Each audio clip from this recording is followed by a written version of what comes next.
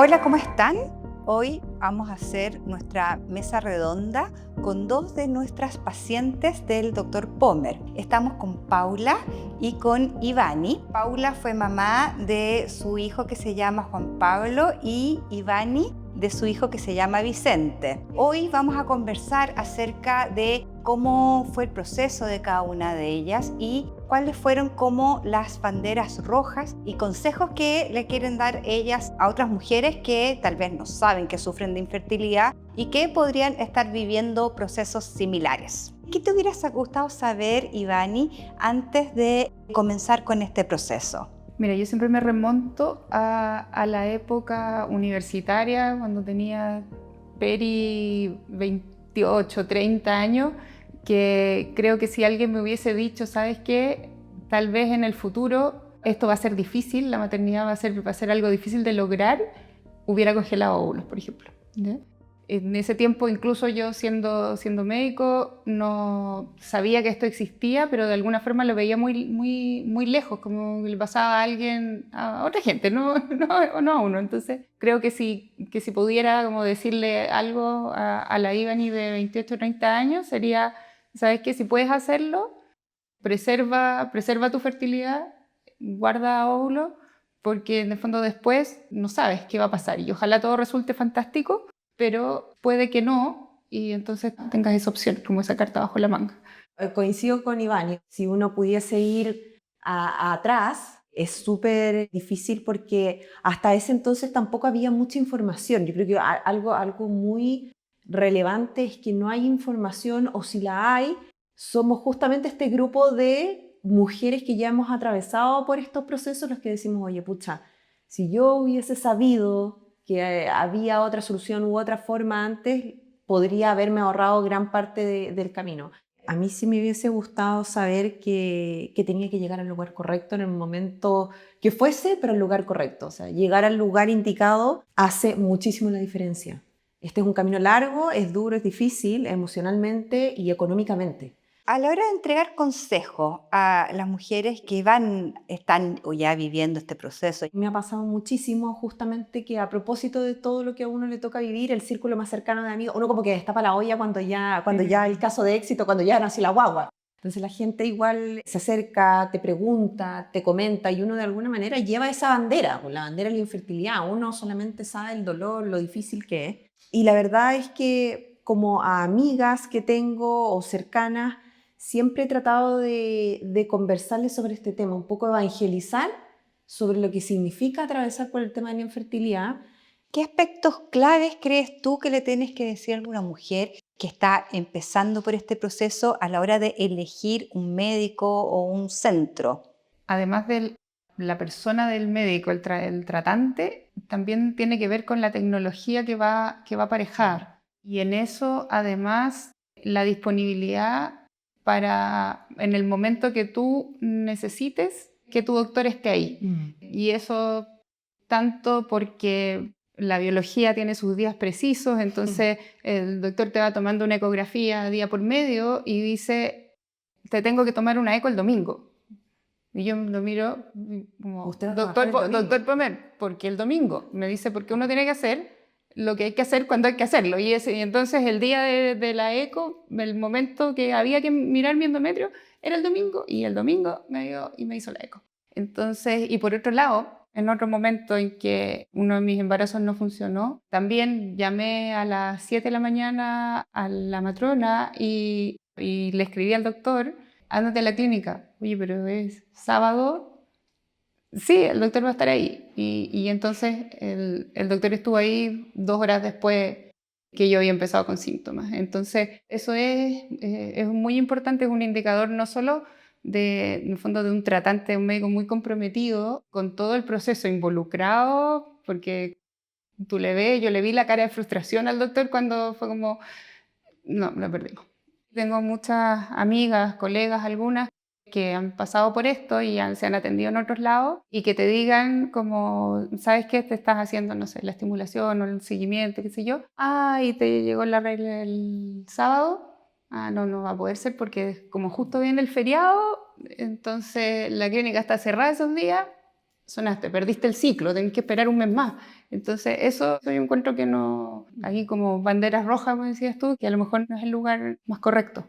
La calidad profesional de tu tratante, la calidad humana de tu tratante, de su equipo, que también no nada que decir, al contrario, mucho cariño y agradecimiento a las matronas, a los técnicos, todo, una sonrisa desde que pusiste un pie adentro de la clínica. Además, la tecnología aparejada, porque en el fondo los embriólogos queridos no hacen nada sin un estupendo microscopio y todo lo técnico que se necesita. Paula, ¿tú qué banderas rojas tendrías? A mí me pasó algo distinto a lo de Ivani, o sea, tuve la mala suerte de que pasé por varios lugares antes, entonces partí en un proceso un poco...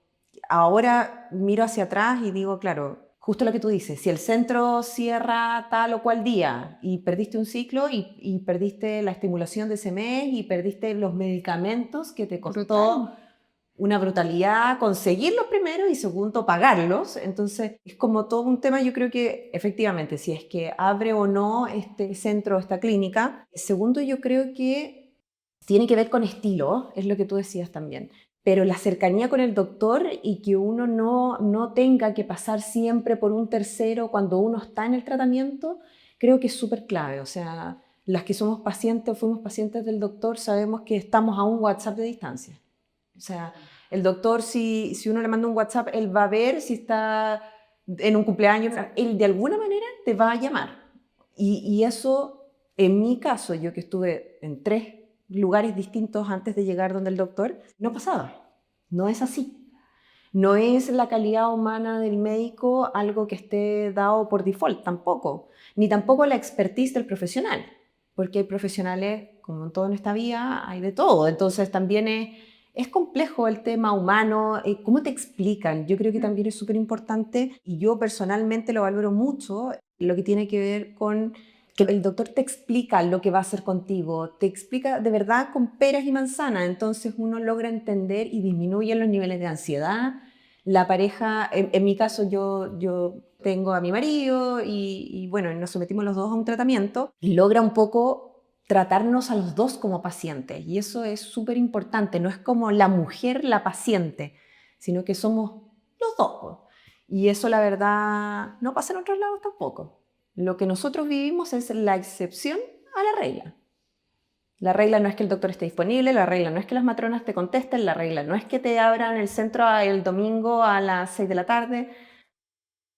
Ojo con eso. Y ahí la expertise del médico es clave, la verdad, porque uno gana mucho tiempo. Yo tenía una endometriosis profunda que nunca se me diagnosticó como tal. En los 3 otros lugares donde yo me traté anteriormente me decían, ay no, pero si te duele cuando te llega el periodo, ya, pero no, eso...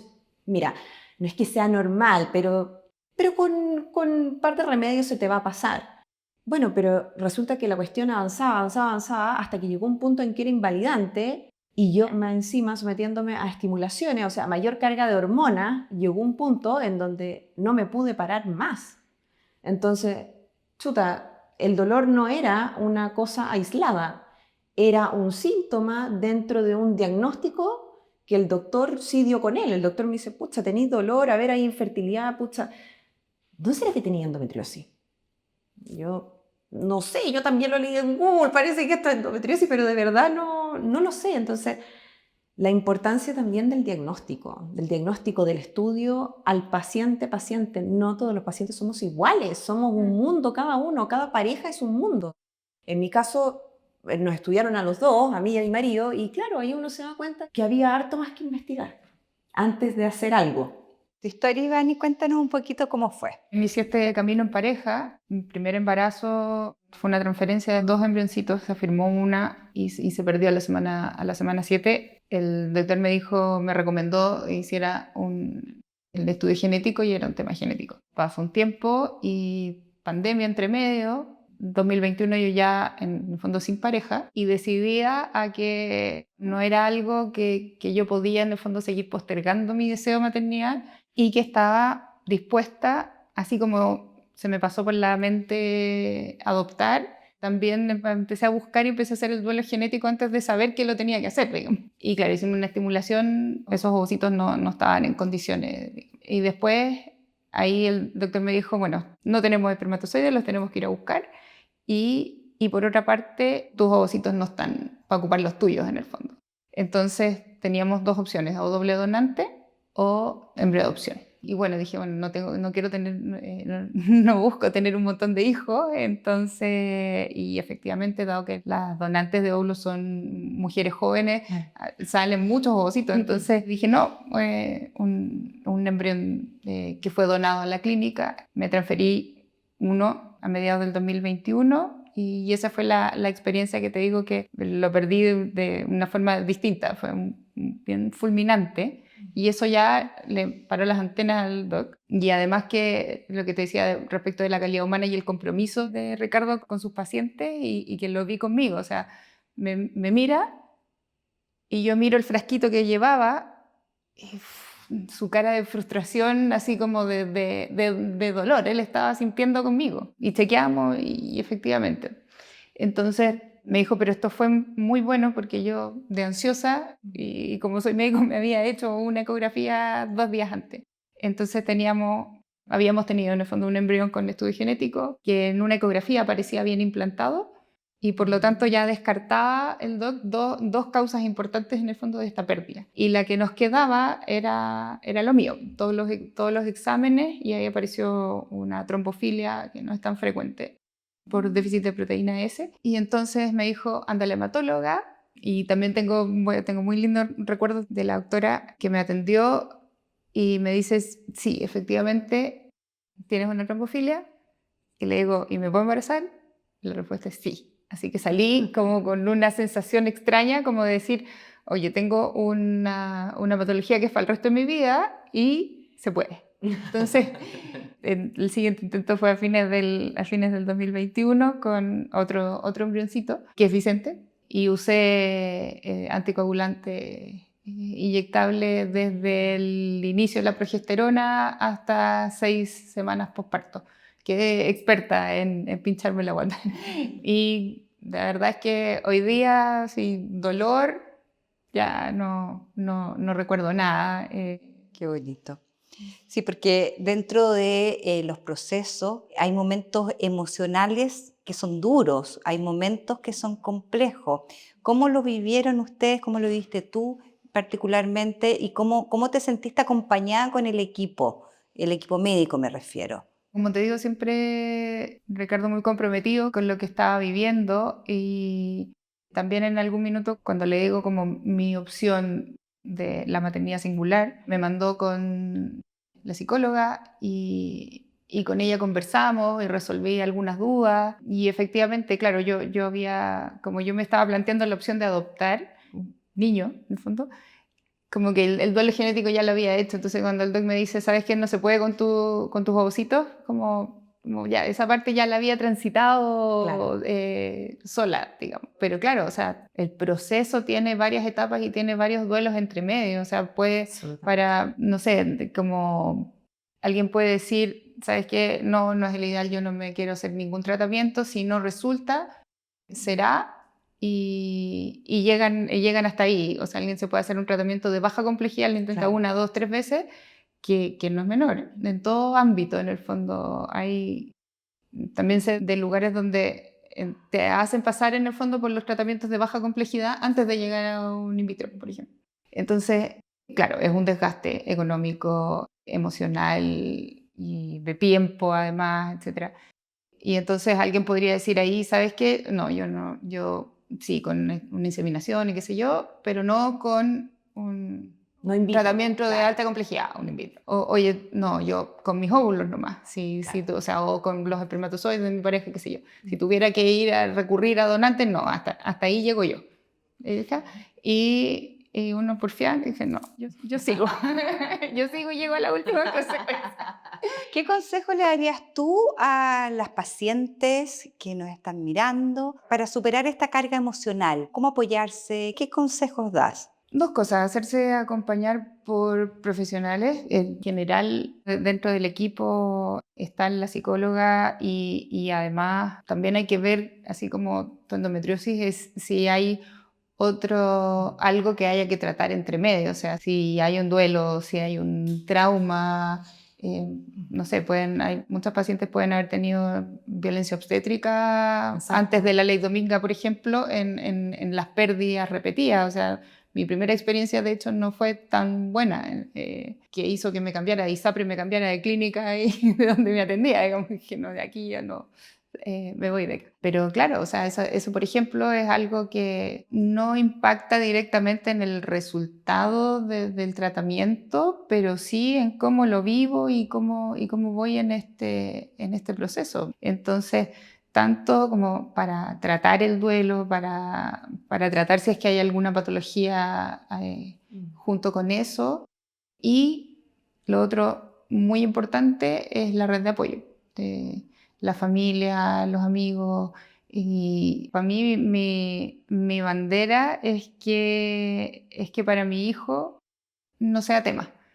Entonces me tomé unos talleres, busqué información, etcétera. Por ejemplo, una de mis preocupaciones era que si los niños de oro concebidos tenían peor salud mental que los otros niños, y resulta que no. Mira. Entonces, para mí esto de poder dar a conocer, el estar acá en este espacio, poder transmitir y dar información, tiene que ver también con el deseo de que socialmente no sea un tema, porque No sea tabú. es muy tabú, claro, es muy tabú. O sea, la infertilidad en todas sus etapas es absolutamente tabú en este país. Sí, sí. Entonces, claro, abrirlo y decir, oye, pero ¿cómo dijiste eso? Sí, porque eso es lo que a mí me gustaría, que cuando mi hijo esté en el colegio no le estén como preguntando cosas o diciendo, oye, entonces, ¿y tu papá dónde está? Pero tiene que haber un papá. Y, ¿sabes qué? No es un papá, es un donante. Y no sabemos dónde está. Y en el fondo este es nuestro tipo de familia, y esta es la forma en la que construimos nuestra familia, y está bien, porque alguien puede adoptar, pueden vivir lejos, pueden estar separados, pueden un niño criarse con los abuelitos, con el tío, con una familia grande, con una familia chiquitita. Todas las familias son válidas. Entonces, y claro, y es diferente porque todos somos diferentes. Cada uno ve y construye de la forma en que le resulte y que le hace sentido. Entonces, para mí esa es mi motivación. Perfecto. Paula, ¿y tú qué consejos le darías a las pacientes como para sobrellevar esta carga emocional que implica un tratamiento de infertilidad? Yo coincido en todo con Iván y a propósito, de verdad, yo tengo como un sentimiento súper, no sé, como tan... pasar por esta cuestión es súper loca, ¿eh? Entonces, de verdad, admirable todo lo que contáis, Ivani, de verdad, porque creo que, o sea, historias como la tuya hacen que, y niños como Vicente, yo creo que van a marcar la pauta de otra sociedad, o sea, de lo que necesitamos, ¿te fijáis? Yo siempre he pensado que hay muchas banderas de lucha en todo, y principalmente aquí me refiero a aquellos que también toman la decisión de no ser padres o de interrumpir un embarazo. Todas las opciones son válidas, uno no es quien para juzgar, pero aquí estamos este grupo también. Aquí está la otra vereda, la vereda que no se ha visto mucho, que son en el fondo los que vamos al choque contra la infertilidad. Entonces, un poco también un llamado de atención a que como sociedad en conjunto tenemos que abrazar un poco este tema. O sea, hay que dejar un poco de lado esa visión del yo tan ególatra y un poco pensar que el que está al frente también puede estar pasando por un momento difícil. Y respondiendo a tu pregunta, Connie, yo creo que lo más importante es asesorarse por profesionales de la psicología, de la psiquiatría, en mi caso súper personal también, familia, pero más bien solitario. Yo pasé el personal por mi proceso como bien de la manito con mi marido, mis papás, y de alguna u otra forma en algún periodo se enteraron mis suegros, pero fuimos más piola al comienzo. Y la verdad es que yo creo que otra opción súper válida es también a veces tener fe nomás. O sea, hay quienes también podemos combinar. Yo creo que también todas las opciones son válidas. La red de amigos, la red de personas que en el fondo siempre van a estar disponibles para ayudarte, la red que también desinteresadamente te entrega información súper valiosa. Hay fundaciones Yo personalmente también conversé mucho con las chicas de Fundación FEM. Para mí fue un espacio, ese grupo de WhatsApp maravilloso, donde incluso regalé parte de los medicamentos que me sobraban, pude conseguir algunos que me faltaban con un valor más al alcance. Entonces, creo que es como un grupo de cosas. Yo creo que para los que tienen fe, lo que sea, Dios, lo que les sirva, la parte más psicológica también y psiquiátrica, porque a veces es necesario meterle un poco de ayuda a la máquina. Y bueno, la cohesión que exista en el caso si uno está en pareja, con la pareja, los papás, los amigos. O sea, a nadie le aconsejaría vivirlo solo, porque es un proceso muy duro, muy difícil y desgastante. E incluso sociabilizarlo a veces en los trabajos. Hoy que las mujeres estamos súper activas también en el mundo laboral, chuta, a veces uno tiene que salir a los horarios más insólitos a una ecografía. Entonces, del otro lado, a lo mejor un jefe puede pensar, pucha, oye, se me está yendo, ¿qué está pasando? Entonces, también un poco la invitación es a sociabilizar, porque todo ayuda a sensibilizar finalmente. Y en mi caso, fue súper clave, fíjate. Yo creo que el éxito de un tratamiento tan complejo es multifactorial. Y como nosotros como mujeres nos desenvolvemos la mayor parte de nuestro tiempo en nuestro trabajo, también la red de apoyo de quienes están al lado nuestro mientras estamos pasando por ese proceso es importante. Entonces, Es un súper buen punto el que tú pones. En algún momento hicimos una estadística, una encuesta, y las mujeres no cuentan en sus espacios laborales por mí, por miedo a que las vayan a discriminar porque se va a embarazar o que no sé qué, por un montón de cosas no lo cuentan. yo cuando vi el resultado de ese estudio que ustedes hicieron, yo dije, chuta, aquí tenemos un problema, pero un problema grave. Porque cuando alguien tiene cáncer, no piensa si contarlo o no. Entonces, la infertilidad no es algo que nosotras hayamos elegido. Es una enfermedad. Entonces, desde el día que esta cuestión es una enfermedad, tenemos que mirarla como tal y tenemos que tratarla como tal. Y creo que es hasta nuestro deber y es parte de nuestro rol hacer que esto se visibilice también en nuestros espacios de trabajo. Yo lo conversé con mi jefe, lo conversé con toda la red de apoyo que tengo a la mano, con mi equipo de trabajo, y pucha, me encontré ahí con la sorpresa de que de verdad me apañaron full, desde el minuto 1. Entonces, cada eco que tenía que hacer, cada lugar a donde tenía que ir, cada vez que tenía que, no sé, hacerme un control laboral más insólito, no te preocupes, anda tranquila, todo va a estar bien. Eso es importante. O sea, tu consejo es contarlo en tu espacio laboral. Pero absolutamente, no digo que uno se vaya a poner un cartel en la cabeza y decir, oye, me estoy haciendo un tratamiento, pero uno siempre tiene a alguien de quien depende directamente y esa persona tiene que saber por lo que uno está pasando. Tiene que saberlo. Es sumamente importante porque se abren otros espacios de confianza, fíjate, de parte de las cosas bonitas que pasan en estos procesos que son tan locos, justamente es que estas historias gatillan cambio y gatillan que las relaciones personales quizás se afiaten mucho más. Qué bonito. En tu caso, ¿tú contaste en tu espacio laboral?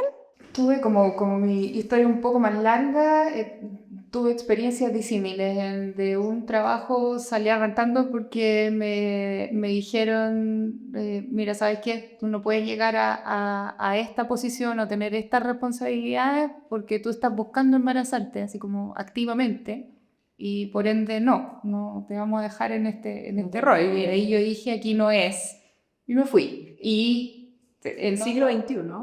Sí, por supuesto. Y está todo súper avanzado, y todo súper feminista. No, súper bien. Año 2019, adiós. Okay. Y después, nada, por 2021 en otro contexto laboral, al contrario, o sea, estuvieron ahí para bloquearme la agenda cuando tuve que salir corriendo a la clínica, o me hicieron el baby shower de Vicente, y claro, entre medio también formé mi propio equipo de mi pyme, y las chiquillas de Tu Psiquiatra también sienten en el fondo en el apañe de acompañarme, de mandarme ánimo, cariño, flores y chocolates en momentos difíciles y abrazos también de de alegría. ¿No? Y en definitiva, ¿tú lo recomiendas que lo cuenten en sus espacios laborales o dices tú que, según porque tienes dos experiencias diferentes? Es que, en el fondo, es algo bien personal, cada uno no sabe el jefe que tiene. Hasta que lo cuenta. Claro, uno no sabe qué jefe tiene hasta que lo cuenta. Pero la verdad es que la pregunta es otra. En el fondo, si yo tengo miedo a contarlo, ¿ese es el lugar donde yo quiero estar? Donde yo quiero, en el lugar donde me quiero organizar, donde Que voy a tener que correr al jardín a mesa la exacto. Entonces, a lo mejor ese no es el trabajo donde yo quiero estar. Claro, muchas veces no hay opciones y no es tan fácil llegar y decir ya, chao jefe y me voy a hacer otra cosa. Pero en el fondo esa es una pregunta clave. Es una buena reflexión. Sí. Bueno, yo les quiero agradecer a las dos, Paula y Vani, por darse este tiempo. Y bueno, a ustedes los dejo invitados para una siguiente mesa redonda con más de nuestros pacientes. Muchas gracias.